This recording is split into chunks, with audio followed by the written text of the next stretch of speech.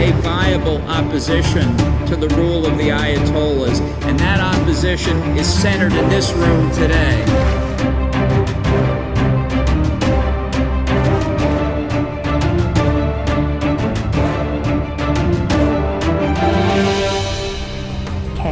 The behavior and the objectives of the regime are not going to change, and therefore the only solution is to change the regime itself.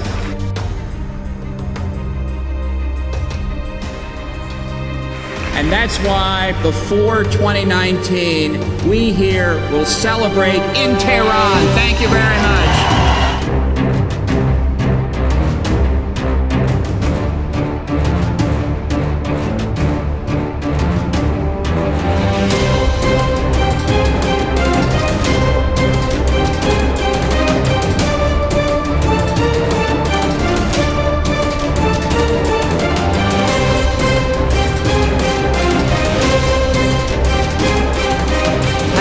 Secretive Iranian rebels are holed up in Albania. They gave us a tour. Depending on whom you ask, the People's Jihadists are Iran's government-in-waiting or a duplicitous terrorist cult that forbids sexual thoughts. What are they doing in Albania? MANEZ, Albania. In a valley in the Albanian countryside, a group of celibate Iranian dissidents have built a vast and tightly guarded barracks that few outsiders have ever entered. Depending on whom you ask, the group, the Mujahedeen Khalq, or People's Jihadists, are either Iran's replacement government-in-waiting or a duplicitous terrorist cult. Journalists are rarely allowed inside the camp to judge for themselves and are sometimes rebuffed by force. But after President Trump's decision to assassinate Qassim Suleimani, a powerful Iranian general, it seemed worth trying again. Would a group that claims to want a democratic, secular Iran allow a reporter inside their camp? The group's loudest allies include Rudolph W. Giuliani, the president's personal lawyer, and John R. Bolton, his former national security advisor. Both have received tens of thousands of dollars for speaking at the group's conferences, where these influential Americans describe the People's Jihadists as Iran's most legitimate opposition. Initially, the group ignored several requests for access. So less in hope than desperation, I drove to its base and presented my credentials to a guard. 3 hours later, shortly before sunset, I got a call. To my surprise, I was being allowed inside. So began a series of interviews, propaganda sessions, and tours that lasted until 1:30 a.m. A New York Times photographer was admitted several days later. The group perhaps hoped to correct the impression left by previous journalistic encounters. A visit in 2003 by a Times reporter to the group's former base in Iraq ended badly after her subject spoke from a rehearsed script, and she was barred from talking to people in private. This time around, most residents were off limits, but officials did allow private interviews with several members. At my request, these included Samia Mohammadi, 39, whose family has argued for nearly 2 decades that she is being held against her will. "This is my choice," said Ms. Mohammadi, after her commanders left the room. "If I want to leave, I can leave." While the group may not have tried to hide Ms. Mohammadi, there were several loud and telling moments when secrets were tightly held. In particular, senior officials stumbled when asked about the whereabouts of the group's nominal leader, Masoud Rajavi, who vanished in 2003. "Where is he?" said Ali Safavi, the group's main representative in Washington. "Well, we can't talk about that, that's..." He trailed off, staring at his feet. "Is he still alive? Is he in Albania?" "We can't talk about it," Mr. Safavi replied, after several seconds of silence. Founded in 1965 to oppose the Shah of Iran, the group later rejected the theocracy that replaced him. Immediately following the revolution, the group attracted significant public support and emerged as a leading source of opposition to the new theocratic regime, according to Professor Ervin Abrahamian, a historian of the group. The group claims it still attracts significant support, but Mr. Abrahamian said its popularity plummeted after becoming more violent in the early 1980s. When you talk to people who lived through the revolution, and you mention the name Mujahedeen, they shudder, said Mr. Abrahamian. By the 1980s, the group's ideology had begun to center on Mr. Rajavi and his wife, Maryam. To prove their devotion to the Rajavis, members were told to divorce their spouses and renounce romance. At the time, the group was based in Iraq, under the protection of Saddam Hussein. Its destiny changed after the American-led invasion of Iraq. After an initial standoff, the group, also known as the MEK, gave up its weapons. Despite having been listed by America as a terrorist organization in 1997, it was placed under American protection. But in 2009, American troops ceded responsibility for the MEK to the Iraqi government. Led by politicians sympathetic to Iran, the Iraqi authorities tacitly allowed Iran-allied militias to attack the group. American and United Nations diplomats began searching for a safer country to house the group.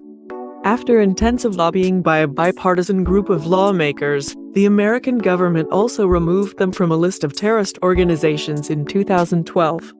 A year later, they were finally welcomed by Albania.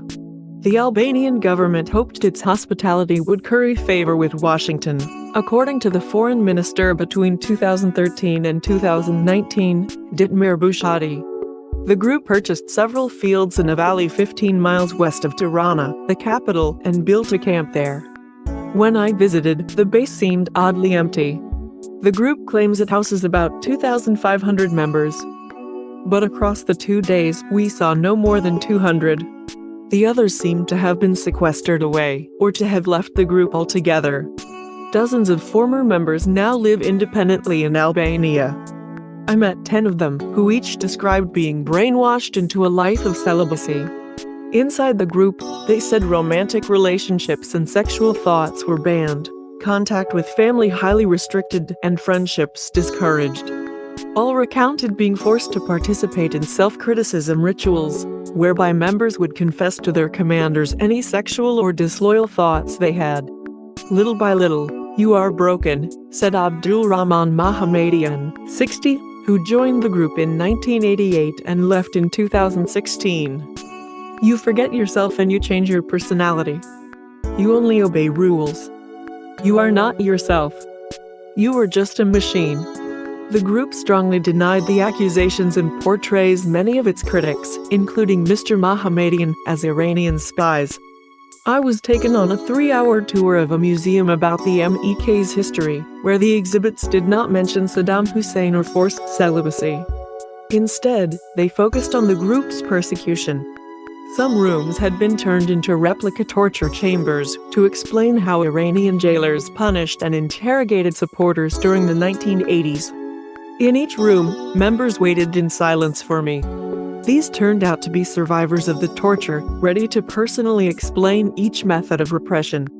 One survivor, Rahim Mousavi, stood beside a bloodied mannequin and slowly detailed the 4 different techniques the Iranian torturers used to beat him. The process culminated in being whipped by a metallic cat on 9 tails. Searching for influence, the group has turned increasingly to the internet. I was shown a recording studio where 2 musicians compose anti-regime songs and music videos for release on Iranian social media. I wasn't shown the computer suites, which defectors had portrayed as a kind of troll farm. Junior members using multiple accounts on Facebook and Twitter, typing messages that criticize the Iranian government, lionize the MEK leadership, and promote its paid lobbyists. When Mr. Giuliani and Mr. Bolton made public speeches in recent years, members were ordered to take a particular line and tweet it 10 times from different accounts, said Mr. Mohammedian, the former member. I was taken to an empty gym and then to a small cafeteria. It was already close to midnight, but a small group of women had been told to wait up for me. They scoffed at the idea of the troll farm. As for the limits on their private lives, they said such discipline was necessary when battling as cruel an adversary as the government of Iran. "You can't have a personal life," said Shiva Zahidi, "when you're struggling for a cause." After I left, the group put me in touch with 3 former American military officers who had helped guard an MEK camp in Iraq after the American invasion.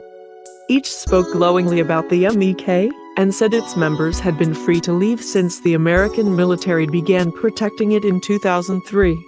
American officers had access to every area of the Iraqi base and found no prison cells or torture facilities, said Brig General David Phillips, who commanded the military policemen guarding the camp in 2003 and 2004. I wanted to find weapons, I wanted to find people tied to beds, General Phillips said. We never found it. But other records and witnesses gave a more complex account. Captain Matthew Woodside, a former naval reservist who oversaw American policy at the Iraqi camp between 2004 and 2005, was not one of those whom the MEK suggested eye contact. He said that in reality American troops did not have regular access to camp buildings or to group members whose relatives said they were held by force. The MEK leadership tended to let members meet American officials and relatives only after a delay of several days, Captain Woodside said. They fight for every single one of them, he said. It became so hard for some members, particularly women, to flee that 2 of them ended up trying to escape in a delivery truck, he recalled. I find that organization absolutely repulsive, Captain Woodside said. I am astounded that they're in Albania.